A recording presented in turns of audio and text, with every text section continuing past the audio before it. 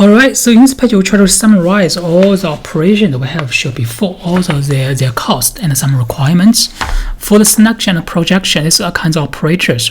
We need to ensure we have at least one block in the memory, right? So the M required is actually 1.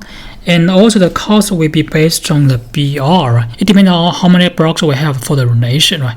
We have to know all the tuples in the blocks of the relation one by one into the disk. As to the duplicate elimination as well as the grouping, we have some requirements. We have to ensure this the number of blocks we have for the relation is no greater than the memory as the M, right? In other words, the minimum M required is actually equals to the number of blocks for the relations.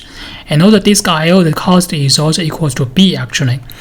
As to the binary operations like join, union, difference, and product, and we have some requirements. We need to ensure this M, the minimum M, is larger than the mean of BR and BS. We have to ensure we can able to load one of the relation into the memory, right? And also leave one buffer for the remaining ones. As to disk I/O, it actually depends on the size of both R and S. We can plug them together. The next operation we have introduced here is called joins, right?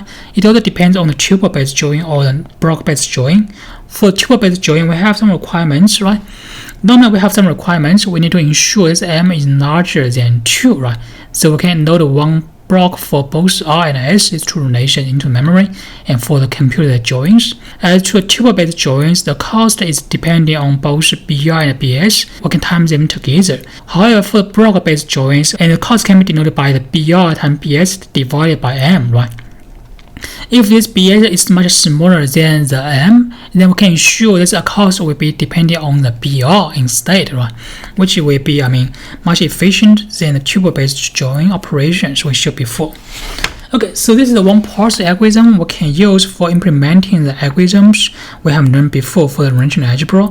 And you can also go over these pages again by yourself. You can also get familiar with these operations again and also understand how we implement these algorithms for these operations, and also understand the cost we require as well as the assumption for the M, right, we require for implementing these algorithms.